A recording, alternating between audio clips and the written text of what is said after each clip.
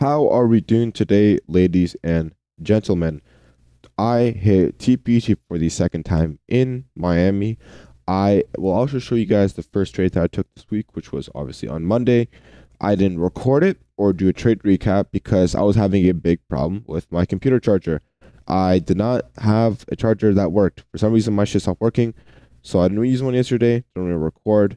But the trade that I took was displacement off of these longs. We came down into, let me actually show you the SMT real quick because you guys got a better idea of what I'm talking about here in a sec. Boom, right here. As you can see at these lows right here, we had taken them on ES but not NQ, and then took off displacement CISD in 30-second gap right here. Boom, rolled these all the way until the highs. Whatever, took that on stream, but we're here to talk about today's trade. But yeah, like I was saying, my boy William Jordan came in super duper clutch with a laptop charger for today. So, recording trade recap where I made $2,000. So, first things first, let's talk about our bias. If you were thinking to go long, you are a fucking idiot. Just kidding, you're not an idiot, but if you have discretion in the market and you've been doing this for a long time, you just know when things are going to happen. We gapped up 400 points from yesterday. So if we calculate here from 930, boom, 500 points. Didn't even come down one time. Look at this, right?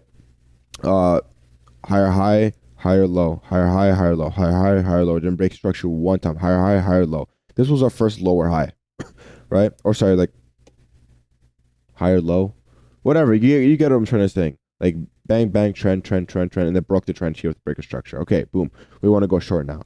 All right, cool.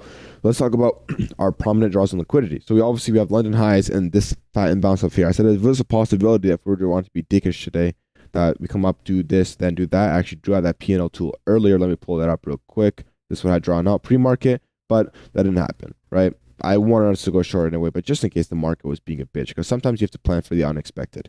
But let's talk about our actual trade. So we had some prominent draws in liquidity, bang, bang, bang, just like that. We also had futures open as well as reversal open, and which are with my indicator levels. So let's talk about how I actually got my trade. So as you can see by my indicator up here, we were indicated that I don't know why it doesn't show randomly if we go 5 minute, 1 minute, 3 minute. Yeah, it was showing it earlier. I don't know why on stream, but we have an SMT divergence of these highs. As you can see, this high right here was not taken on NQ. Boom, at 921. But we took that same high on ES. So we do bang, bang. SMT, let's give it a little SMT tag. And bang, bang at 921. Boom, just like that. So we have our SMT divergence. Okay, cool. What do we also have? Our higher time frame PD array, which is what? This order block. Okay, takes the order block from this high right here, right? The candle took the high, boom, tapped into it pretty perfectly, came extremely bearish off of the displacement. And as you can see, we had a 30-second inverse. What's up, Ivan Trades? 30-second inverse right here on ES. Didn't have any type of inverse on NQ, but we don't need it because with my model, if I see an inverse on ES and we have good displacement, good draw, I'm going to hop in the fucking trade. And that's exactly what I did.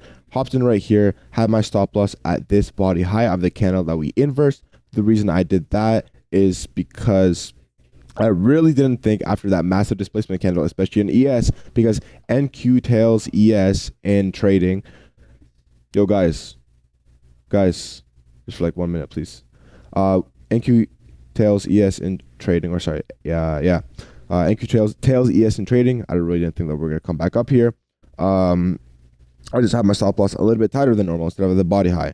So where did I execute? This P&L tool, I'm not going to lie to you, it's kind of a grift. It's kind of a lie. I'll explain to you what happened. So basically, if you check my execution marks, I have like 20,000 executions. For some reason, my copy trader, whenever I position out, because I positioned out half at this low right here. For some fucking reason, it literally added more contracts, right?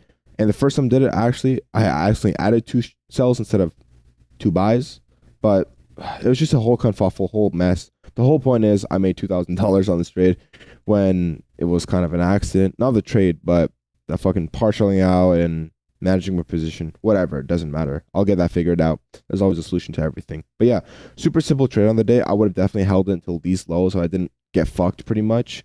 But, it is what it is. And yeah, super simple trade. Last time I was in Miami, like I said, banked every single trade. Banked yesterday, banked today, and hopefully we keep banking this week. Anyways, have a great day, and I'll see you in the next one.